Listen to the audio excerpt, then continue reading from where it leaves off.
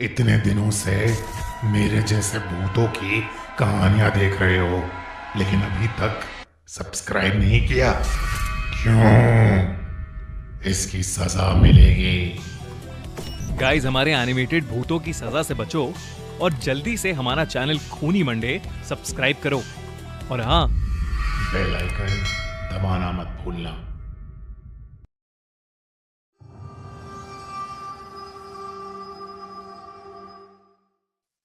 Haunted Gwalior fort. Madhu Delhi में रहने वाली 23 साल की एक रिसेप्शनिस्ट थी। वैसे तो वो ग्वालियर से थी, मगर करीब 15 सालों से वो अपनी माँ के साथ दिल्ली में ही रह रही थी। मधु के पापा ग्वालियर में रहते थे। कई बार बुलाने के बावजूद भी उनके पापा पिछले 15 साल से मधु से मिलने नहीं आए थे। मधु की माँ अक्सर ग्वालियर जाती थी, लेकिन वो कुछ ना कुछ बहाना करके हमेशा ही मधु को ग्वालियर जाने के लिए मना कर देती थी। और इसलिए मधु अपने माँ बाप दोनों से बेहद नाराज रहती थी।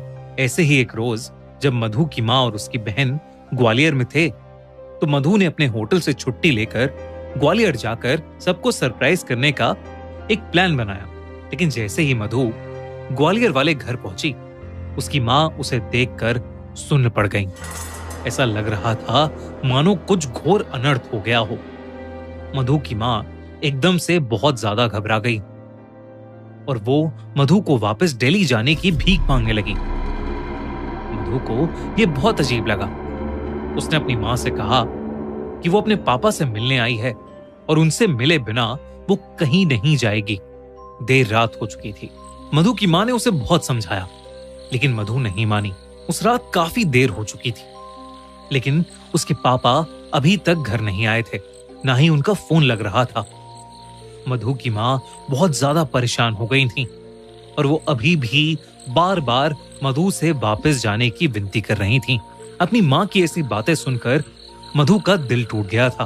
उसे लगने लगा कि शायद उसके पापा उससे मिलना ही नहीं चाहते, और इसलिए उसने अपनी माँ की बात मान ली और वो घर से रेलवे स्टेशन के लिए निकलने ही वाली थी कि अचानक उसे चक्कर आने लगे और वो घर की चौखट पर बेहोश होकर नीचे गिर गई।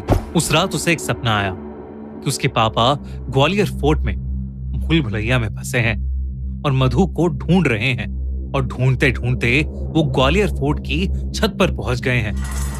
तभी उन्हें वहां एक लड़की दिखी जो मधु की तरह दिख रही थी। लेकिन जैसे ही उसके पापा उस तक पहुंचे, उन्होंने देखा कि वो मधु नहीं बल्कि एक भयानक औरत है जिसका आधा सर है ही नहीं। और ये देखते ही वो ग्वालियर फोर्ट की उस छत से नीचे गिर गए। उनके नीचे गिरते ही मधु की चीख निकली, पापा! और मधु की नींद टूट गई। सुबह हो चुकी थी और उसके घर पर भीड़ इकट्ठा थी।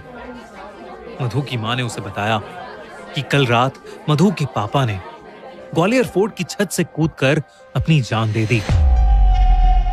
जब ये बात मधु ने सुनी तो उसका दिल पूरी तरह चकनाचूर हो गया। सब लोगों के जाने के बाद वो तुरंत अपनी माँ को साइड में ले गई और अपने सपने के बारे में बताने लगी।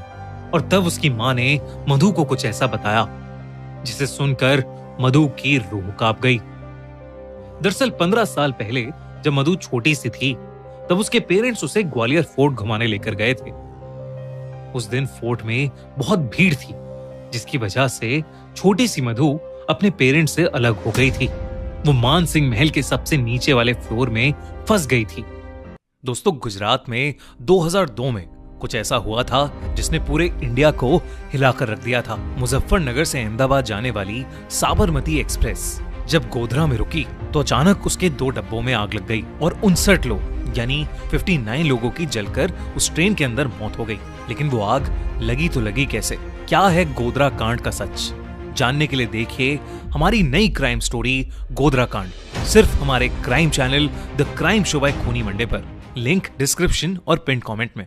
जो अंडरग्राउंड था वो उस ग्वालियर फोर्ट की एक ऐसी जगह थी जहां अक्सर कम ही लोग जाते थे।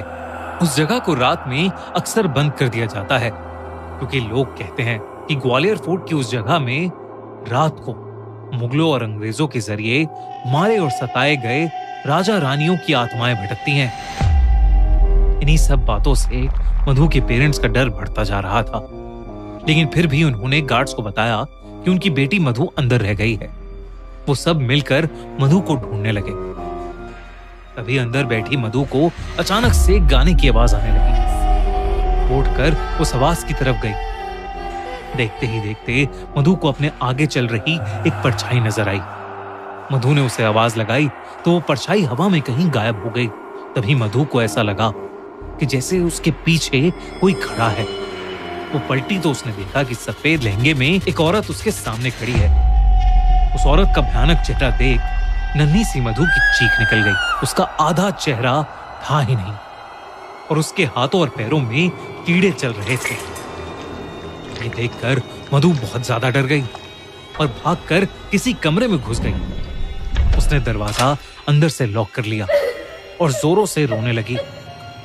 तभी उसे दीवार खुरचने की आवाज आई और उसने देखा कि वही औरत उस कमरे के एक कोने में बैठी दीवार पे कुछ मंत्र लिख रही है। उसके हाथ में सफेद रंग का पाउडर है। मधु उसे देखकर वहीं जम गई। तभी उस औरत ने अपना चेहरा धीरे से पलटा और मधु की तरफ रेंगती हुई आने लगी। उसने मधु की आंखों में झांका और उसके माथे पर वो व्हाइट पाउडर लगा दिया। मधु को तभी चक्कर आने लगे और वो वहीं बेहोश हो गई। अगली सुबह मधु का बेहोश शरीर अपने आप उसी पॉइंट से मिला जहां से उसके पापा ने छलांग लगाई थी। इसके बाद मधु उठी ही नहीं।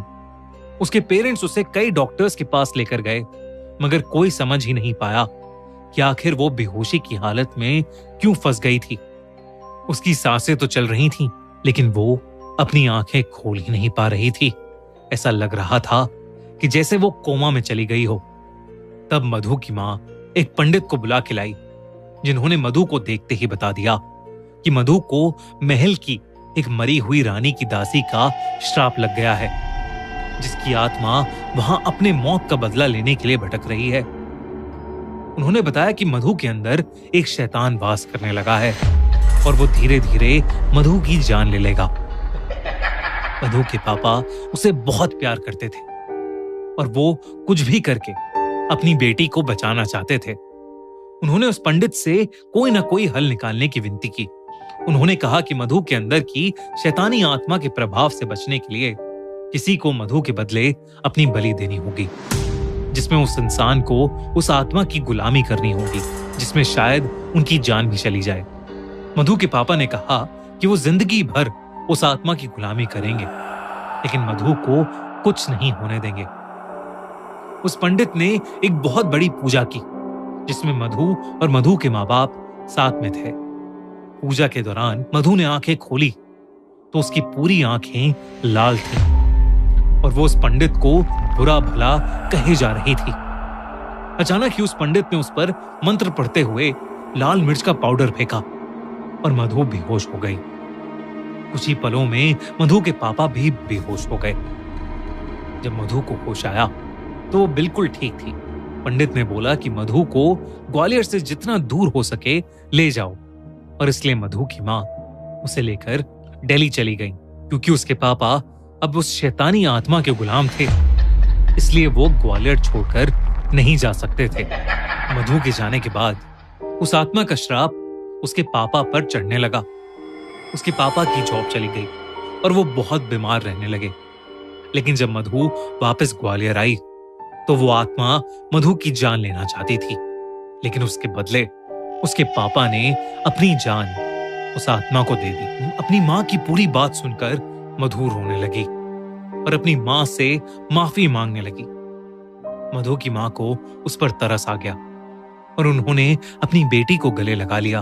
उन्होंने मधु को बताया कि उसके पापा उससे बहुत प्यार करते थे और किसी भी हालत में उसे प्रोटेक्ट करके रखना चाहते थे। इस घटना के बाद मधु और उसकी मां ने ग्वालियर हमेशा हमेशा के लिए छोड़ दिया। आज भी ग्वालियर फोर्ट से जुड़ी कई ऐसी खबरें आती हैं जहां लोग वहां से कूदकर अपनी जान दे देते हैं। आपको क्या लगता है, क्या ग्वालियर फोर्ट सच में हॉन्टेड है या ये सब सिर्फ एक अफवाह है? हमें कमेंट्स में जरूर बताइए। अगर आपको इंडिया की कोई हॉन्टेड जगह पता है जिस पर आप चाहते हैं कि हम वीडियो बनाएं, तो हमें कमेंट्स में जरूर बताइए। दोस्तों, अगर आपको ये कहानी पसंद आई तो खूनी मंडे को जल्दी से सब्सक्राइब करिए और साथ ही एंड स्क्रीन पर क्लिक करो और देखो हमारी नई क्राइम स्टोरी गोधरा कांड, only on the crime show by Khooni Monday.